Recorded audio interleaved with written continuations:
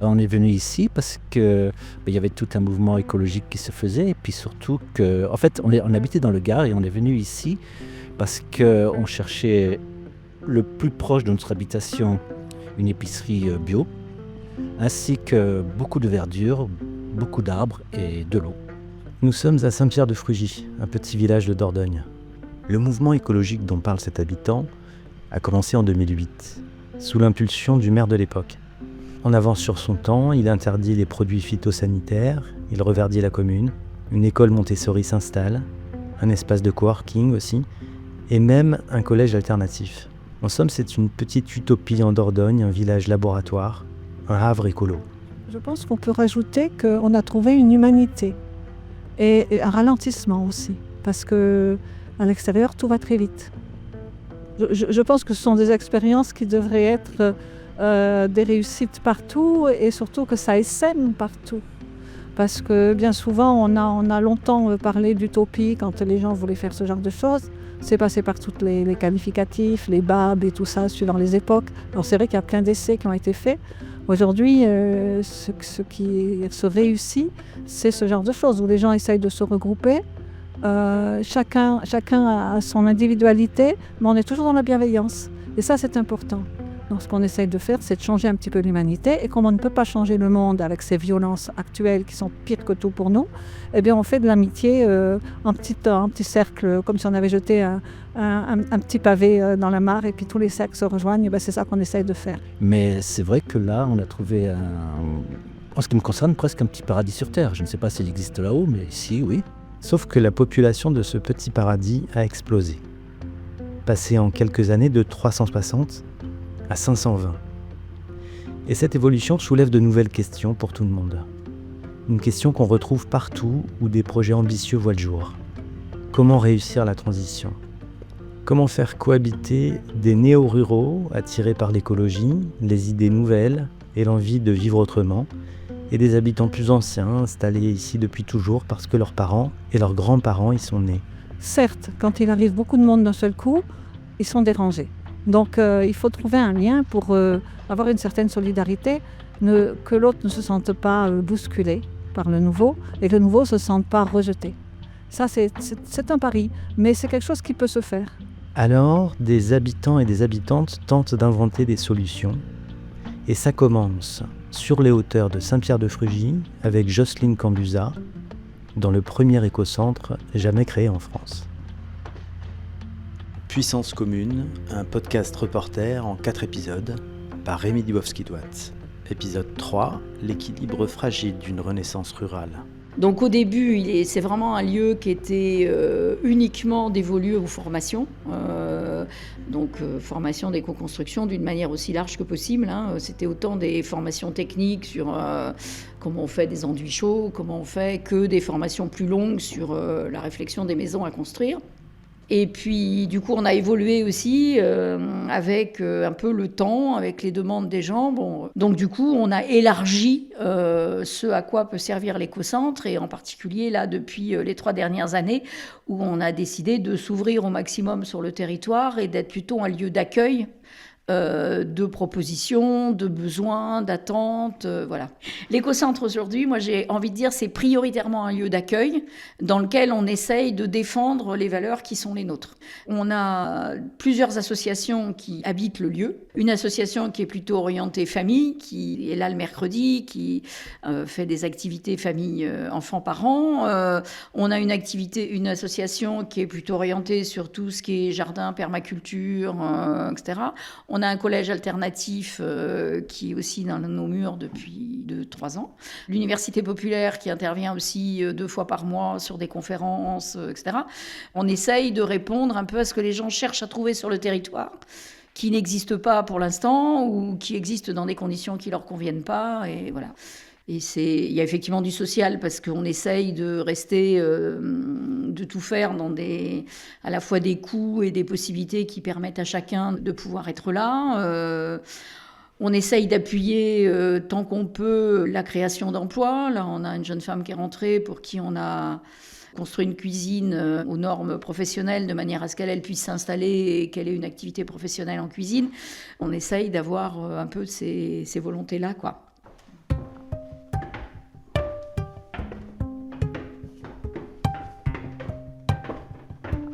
Et à l'extérieur, tout de suite, là, il y a un autre cabinet où c'est une jeune femme qui fait des massages ayurvédiques, qui est locataire aussi. Alors ici, on est chez moi, dans l'éco-hameau à Saint-Pierre-de-Frugy. C'est une maison qui est construite de manière bioclimatique, donc c'est hyper intéressant parce que là, vous pouvez le sentir, c'est hyper isolé parce que les murs sont en paille et elle a été bien conçue avec des fenêtres plein sud pour faire rentrer la lumière et la chaleur, et puis du coup, inversement, pas beaucoup de fenêtres au nord, mais c'est là qu'on a mis les pièces de stockage et tout ça. Donc c'est vrai que ça fait partie des raisons pour lesquelles on a craqué et on a décidé de s'installer ici. On est arrivé il y a 5 ans et demi. On a fait nos études en région parisienne. Lui, il est du Nord et moi, je suis de région parisienne. J'ai grandi dans les Yvelines. Donc moi, je m'appelle Juliette. Je suis vétérinaire dans la région, sur La Coquille, qui est une petite commune des alentours. Et par ailleurs, je suis présidente de l'association CAP-PL qui gère l'écocentre. On a la chance de vivre dans un collectif, mais sinon, c'est sûr que, par exemple, dans nos activités à l'extérieur, c'est pas toujours évident de créer des relations, parce que nous, on est néo-ruraux, on vient d'arriver dans la région, enfin, ça fait que 5 ans, quoi. Et pour les habitants du Cru, c'est pas toujours facile de créer du lien. Enfin, on a envie de s'intégrer, de faire vivre, de participer à la vie du territoire. Enfin, j'ai l'impression qu'il y a une petite appréhension de leur part sur ce qu'on fait. Par exemple, des enfants du hameau qui, à l'école, disent qu'ils vivent dans un collectif et on leur dit « Ah, tu vis dans une secte ». Bon, après, ils sont invités chez nous et ils voient que c'est parfaitement, non, pas du tout le cas. Mais après, c'est aussi tout simplement que, oui, on a des difficultés à se connaître. Et par exemple, il y avait un article dans un journal qui était sorti et qui disait, de la part des ruraux, ah oui, ils sont arrivés, ils se sont installés, ils sont pas venus se présenter. C'est pas évident. On se dit, on va pas faire du porte-à-porte pour dire, voilà, on s'installe dans Saint-Pierre, on s'appelle Juliette et Hugo. Et voilà, on l'a fait évidemment dans le hameau dans lequel on vit et on a été dans les activités, dans les animations proposées sur le bourg de Saint-Pierre, au marché et tout ça. Mais c'est difficile d'aller dans chacun des hameaux pour dire, voilà, nous sommes des nouveaux habitants. Et voilà, je pense qu'il y a des attentes de la part des ruraux qu'on n'a pas réussi à remplir.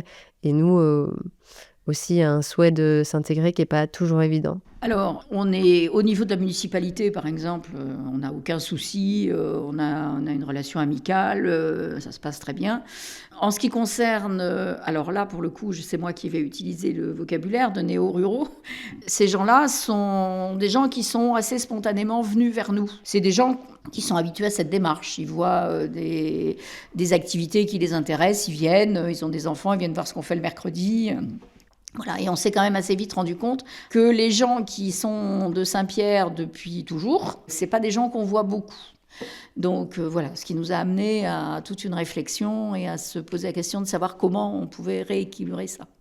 Pour avoir discuté avec quelques parents, il y a de temps en temps, je me dis, il y a aussi une espèce de réticence en disant c'est pas notre milieu, ces gens-là, on sait pas trop. Ça, c'est sûrement quelque chose à casser. Et puis bon, il peut y avoir aussi de l'hostilité, mais l'hostilité, moi, je crois toujours qu'elle peut se résoudre quand on prend le temps.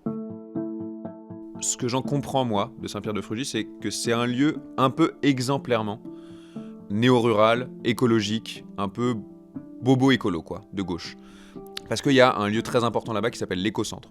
Je m'appelle Xavier Arateg, j'ai 31 ans et je travaille pour l'association Le Cocon des Canailles en Périgord vert, dans lequel je donne des cours de théâtre et j'interviens dans un collège alternatif aussi, à Saint-Pierre-de-Frugy. Le Cocon des Canailles, c'est une association qui s'est créée Alors l'idée a germé il y a 6 ans. L'idée, c'était, on s'est retrouvé avec un groupe d'amis à la base, on a un peu le même parcours, c'est-à-dire qu'on a fait beaucoup une école d'ingénieur, mais disons des études supérieures. On a travaillé un petit peu après dans des branches professionnelles liées à nos études. On a plutôt été déçus. Et du coup, on a eu envie de faire autre chose, on s'est retrouvés entre nous et on a commencé à imaginer un projet dans lequel on serait plus à la création de ce qu'on faisait, on aurait plus de sens au travail et plus de sens aussi dans l'organisation, moins hiérarchique et une gouvernance plus horizontale. Du coup, on a eu l'idée de cette association qui regroupe en fait un lieu de vie Donc on est 7 à vivre sur le lieu. Et un lieu d'activité. Il y a 3 activités économiques. Il y a une guinguette culturelle. Donc c'est un bar associatif ouvert 2 soirs par semaine toute l'année. Il y a une partie accueil touristique dans lequel on accueille des particuliers, mais aussi des associations, des colos, des fanfares, etc. Et une partie qu'on appelle émancipation, qui est en fait du transfert de savoir et de connaissances, et dans lequel moi j'interviens pour des cours de théâtre pour particuliers, en mode cours du soir, enfants et adultes, mais aussi dans des écoles, dans des EHPAD, dans des centres sociaux. Donc nous on arrive à Chalais, qui se trouve du coup à une quinzaine de kilomètres de Saint-Pierre-de-Frugy, et on avait pris le temps quand même avant d'aller voir des lieux qui ont fait ce que nous on voulait faire, avant qu'on le fasse nous. Et dans la plupart des lieux qu'on a visités, il y avait des grandes différences, mais il y avait une espèce de socle commun qui était, à chaque fois nous quand on arrivait on trouvait ça super, et on sentait qu'en fait c'était assez peu ancré dans les habitudes des gens qui étaient là depuis plus longtemps, en fait. C'était un peu un truc de néo-ruraux. Je trouve que ce terme, il est très pertinent. Il est peut-être pas très bien choisi dans sa formulation, parce que je pense que néo-rural renvoie beaucoup plus à une définition classiste, c'est-à-dire une classe sociale qu'à une géographie. Je pense qu'on peut rester néo-rural, même si ça fait 20 ans qu'on est en ruralité. Du coup, il y a une notion de nouveau qui n'a pas les codes de la campagne. Et donc, j'avais l'impression que la plupart de ces écolieux étaient vraiment des lieux de néo-ruraux. C'est-à-dire qu'ils s'implantaient assez mal dans un tissu social déjà existant ou préexistant à leur arrivée. Les gens qui sont nés dans le village ne viennent pas, en gros. Et nous, on a essayé de faire très attention à ça.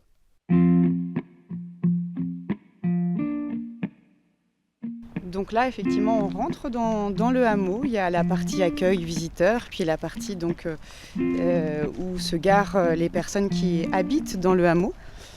On arrive progressivement sur un lieu qui est cultivé collectivement par les personnes du hameau. Les personnes qui a, ne serait-ce que même au niveau du village de Saint-Pierre, et pas forcément que sur le hameau, parce que c'est pas que de l'entre-soi, il y a une prise de conscience sur la nature, sur l'écologie, sur préserver vraiment ce qui nous entoure, faire avec, et pas forcément que se servir de. Donc cette conscience-là amène forcément à aussi faire avec tout le monde. Et puis on en parle assez souvent, d'essayer, de faire notre maximum, en tout cas c'est ce qu'on fait, notre maximum pour ouvrir à tous comment faire pour même attirer d'autres personnes qui ne connaissent pas l'écocentre, parce qu'il y en a qui ne le connaissent pas.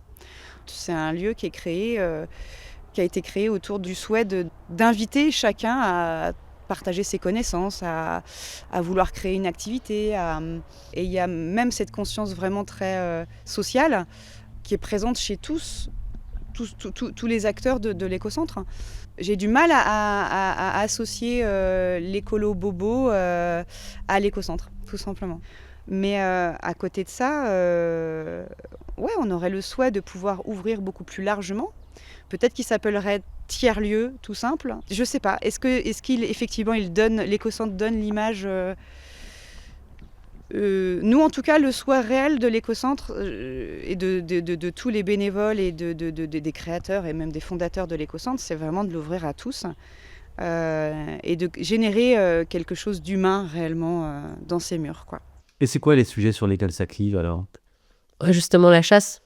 De par mon métier, j'en côtoie un certain nombre le dimanche qui arrivent avec leurs chiens éventrés par des sangliers et qui n'ont pas toujours l'approche vis-à-vis des animaux que moi j'aurais.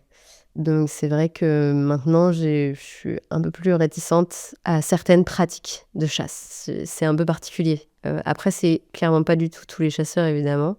Il y en a qui sont beaucoup plus animaliers et qui sont complètement effondrés quand leurs chiens se font abîmer et qui doivent les faire recoudre, et où il y a des choses plus graves qui se produisent, mais il y en a d'autres qui ont une insensibilité totale.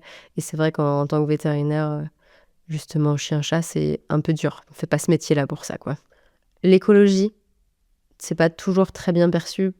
Je pense qu'il y a un certain nombre d'agriculteurs qui voient l'écologie comme juste quelque chose pour les embêter, ce qui n'est absolument pas le cas. Mais c'est sûr qu'il faut réussir à lier rentabilité, parce que c'est leur gagne-pain, et en même temps préservation de la nature et alimentation saine pour tous. Mais du coup, ça se travaille en bonne entente. de la même manière que les questions du bien-être animal, elles peuvent être faites de manière très intelligente. Et il y a quand même une volonté de partage des gens du coin, et clairement, ils n'ont pas envie qu'on leur apprenne à vivre, alors qu'eux, ils font ça depuis toujours. Donc ça, c'est normal. Et il faut qu'on fasse attention à ça. Justement, qu'on n'arrive pas en voulant leur expliquer la vie. C'est pour ça qu'on essaye, là, depuis, en particulier depuis 1 an et demi, là, peut-être de travailler plus de choses autour des animations, théâtre, musique, etc., en se disant, bon, ça peut-être que, comme ça n'existe pas autrement dans le bourg, en fait, l'idée, c'est de se dire, comment on fait pour dire aux gens, mais vous pouvez venir que pour ça. Voilà, ce soir, il y a un spectacle de clown qui vous intéresse, vous venez pour ça. Si après on ne vous revoit pas pendant 6 mois, c'est pas grave, quoi. Il n'y a pas d'obligation après. Voilà. C'est un peu ça aussi que moi je ressens un peu. Je me demande si les gens n'ont pas peur de se créer des obligations. Voilà. Du coup, on s'est aperçu, on a pris un peu plus la température de ce clivage néo-ruraux, anciens habitants. Et on a essayé de trouver des dispositifs pour créer des ponts dans la fracture, en gros. Et on va inviter, grosso modo, les vieux et les vieilles du coin, donc les gens qui ont vécu là depuis très longtemps, et qui sont porteurs et porteuses d'histoire de ce village-là, à venir nous raconter l'histoire de leur village, à Chalais, aux nouveaux arrivants, aux néo-ruraux. En gros, on invite tout le monde, et il y a des gens qui viennent parler des histoires qu'ils connaissent, et des gens qui viennent écouter pour s'approprier l'histoire du lieu. On appelle ça les goûters historiques de Chalais, et on fait ça sous différents prismes. Donc ça veut dire qu'il va y avoir l'école, c'est quoi l'histoire de l'école, les grandes fêtes qu'il y a eu ici, les grandes fêtes et célébrations, les solidarités paysannes et artisanes, le club de foot, l'amicale laïque, tout ce qui fait un peu œuvre d'institution ou figure d'institution ici, et de venir les gens concernés, faire venir les gens concernés par ça, pour nous en parler, et un peu créer du lien via l'histoire. Et ça a vraiment très très bien marché, ça a créé vraiment ce qu'on voulait, c'est-à-dire une espèce de lien et de lien affinitaire entre des gens qui peut-être se seraient pas croisés s'il n'y avait pas eu ça. Quand dans 20-30 ans, où les mémoires du village, qui ont vécu toute leur vie quasiment, ne seront plus là, et il va falloir des nouvelles personnes pour retransmettre cette histoire-là, quoi. Et c'est important qu'on puisse le transmettre. Et donc c'est bien d'avoir des lieux formels de partage, quoi, de collecte de la mémoire et de la parole. Et on va écrire une pièce ensemble qui parlera de l'histoire de Chalais à partir de la mémoire de ses habitants, jouée par ses habitants et mis en scène par ses habitants. Et du coup, ça, c'est un grand projet aussi de faire ensemble, avant de se poser des questions de c'est quoi nos différences. Juste, on fait un truc ensemble. Et là, il y a beaucoup, beaucoup de liens qui se passent, quoi. Et donc, de se servir de cet outil-là qui m'est cher et qui existe de manière historique sur le territoire, qu'est le théâtre. Ensuite, les goûters historiques marchent hyper bien. Et on vient nous voir en nous disant « mais en fait, ça serait super que ça ait lieu dans mon village ». Et des gens disent ça, nos potes, mais également des institutionnels, c'est-à-dire des élus. Et donc, il y a le maire de Saint-Pierre-de-Frugy, qui vient pas exactement me voir, bref, mais de manière indirecte, on comprend qu'il lui, veut œuvrer aussi sur ces thématiques-là, créer du lien social ou conserver le lien social, faire attention à ce qu'on vive bien dans son village et on s'y entende bien, malgré les différences entre les néo-ruraux et les anciens habitants. Et du coup, l'idée, c'est, je lui ai dit, ce qui marche, si ça a marché à Chalais, c'est pas juste parce qu'on a mis un flyer en mode venez nous raconter votre histoire à la guinguette du Touroulet. C'est parce qu'il y a eu une attention à venir d'abord s'immiscer dans les initiatives et les cercles sociaux déjà existants. Là-bas, on a un coin pour les enfants où on a tous leurs jeux, jouets, tout ça, pour le mercredi. Quand on fait des expositions, ça se fait dans cette salle-là, parce qu'on accroche entre les poteaux. Là-bas, on a la petite pièce qui nous sert maintenant de bibliothèque. Bon, là, on ne va pas rentrer parce que je crois que les clowns sont en train de répéter, mais c'est la petite pièce ronde. Ça, c'est la pièce qui sert au collège. C'est un collège... avec des beaux éléments du collège, qui est, comment je dis, responsable adjointe, c'est ça ? Alors moi je m'appelle Léa et je suis coordinatrice du collège des Ricochets avec ma collègue Malou. Déjà la spécificité de ce collège, c'est qu'il fait partie de l'éco-centre de Saint-Pierre-de-Frugy, donc il est intégré dedans, il est intégré dans un tiers-lieu. Donc les jeunes, ils sont en contact déjà avec la forêt aux alentours, avec aussi un bâtiment qui est construit avec des matériaux écologiques. Et puis, ils sont en contact avec des personnes qui travaillent quotidiennement dans le lieu, et puis aussi avec des personnes qui viennent en formation. Donc, ils sont en lien avec le monde extérieur. Et donc, au centre du projet de ce collège, il y a aussi véritablement le vivre ensemble. Donc, ça, ils ont le rythme, il y a les matières qu'on va retrouver dans un collège normal, les maths, le français, l'histoire géo, l'anglais, l'espagnol.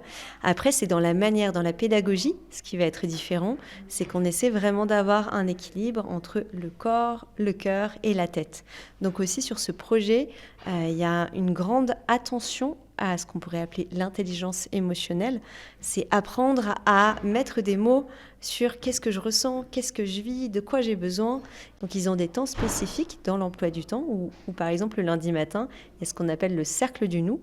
C'est vraiment un moment où ils vont se retrouver, partager ce qu'ils ont vécu pendant le week-end, avoir vraiment un temps d'inclusion. Et puis le dernier cours de la semaine, c'est un conseil de jeunes où en fait ils vont se retrouver, pouvoir partager par rapport à ce qui a été génial dans la semaine ou ce qui a été difficultant et qu'est-ce qu'ils auraient envie de créer pour la semaine à venir. Et c'est pour ça que par exemple de cette manière ils ont pu avoir accès au baby-foot qui est dans la serre. C'est parce que ça a été un désir en conseil de jeunes et que ça a été ensuite parlé avec Jocelyne de l'Écocentre qui a ouvert les portes à ce qu'ils puissent utiliser le baby-foot. Et en termes de coût de scolarité ? Alors en termes de coût de scolarité, on est sur des frais qui sont aussi alignés avec les écoles alternatives du coin, avec vraiment un essai d'être le plus accessible possible, ce qui fait que sur 10 mois, on est sur 250 € par mois. Mais c'est sûr que malheureusement, on a d'une manière générale un retrait des pouvoirs publics dans pas mal de besoins essentiels en fait de la population locale. Et que du coup, ces besoins sont de plus en plus remplis par des associations ou des œuvres privées. Et du coup, oui, il y a eu cette volonté d'école avec d'autres modes de pédagogie, parce que c'est une école Montessori. Donc du coup, c'est privé, et du coup, c'est payant. Enfin, c'est pas du tout accessible à tout le monde, même si je crois qu'ils ont des volontés justement d'aider le plus possible, de proposer des bourses ou des aides, mais c'est payant évidemment. Et sinon, ça veut dire que les enfants doivent aller dans des écoles qui sont dans les communes des alentours, mais qui sont loin. Il n'y a pas de transport public. Donc du coup, les habitants sont obligés de s'organiser entre eux. Et ça, c'est vrai que c'est terrible de voir ce recul-là. Qu'est-ce que c'est la violence symbolique d'une école alternative et donc payante qui vient s'installer dans un village dans lequel l'école publique a fermé ? C'est énorme, c'est extrêmement violent. Et nous, on a l'impression que c'est pour l'éducation, c'est pour nos enfants, donc ça vaut le coup de payer. Mais en fait, ça exclut tout un tas de gens. On leur dit, on va faire un truc, mais c'est pas pour vous, parce que vous n'avez pas 250 € à mettre pour l'éducation de vos enfants. C'est 250 €, c'est pas très cher pour une école alternative, mais c'est 250 € de plus qu'un service public. Je pense qu'on aurait une vision totalement différente si on transposait un peu le truc en disant ok, là l'hôpital de Périgueux il ferme, mais c'est une clinique privée payante qui ouvre à la place. Là moi je serais le premier vent debout, quoi. Je serais le premier à dire mais c'est n'importe quoi, arrêtez, etc. Alors que par tout un tas de mécanismes sociologiques, j'ai pas eu cette vision-là, moi, sur les écoles alternatives avant que j'en parle avec des gens d'ici qui eux me disent mais en fait c'est hyper violent. Et les premières fois quand ils m'en parlaient, quand elle m'en parlait, j'ai une personne en tête notamment, et elle m'a dit mais ouais, c'est tout ce contre quoi je me bats, les écoles alternatives. J'ai envie de lui dire ça va franchement. Et en me disant moi, elle a pas compris, elle sait pas exactement ce que c'est.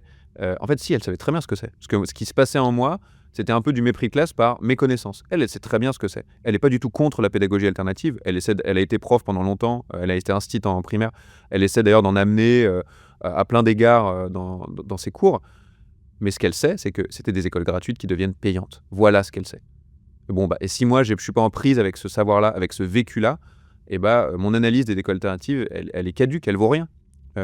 Et moi, je me suis senti augmenté de ça, de discuter avec elle.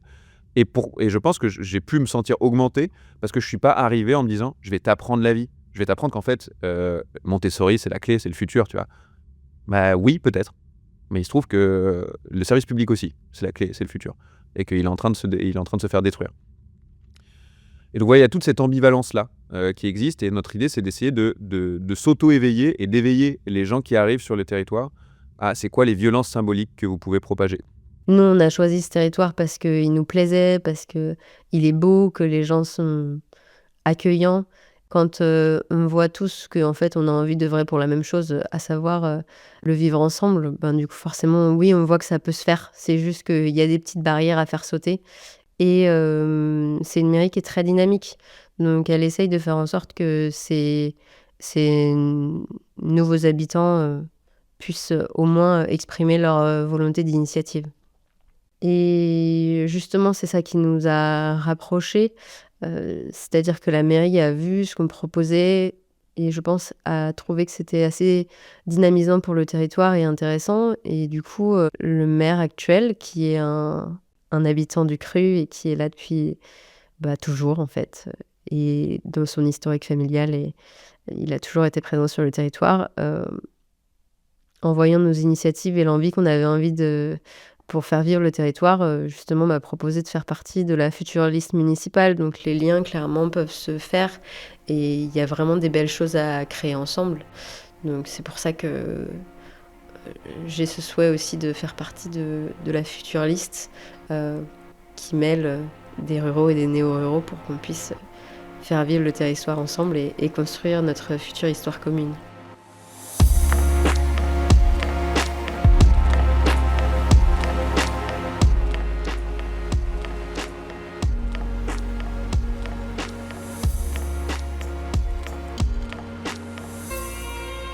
Reporter.net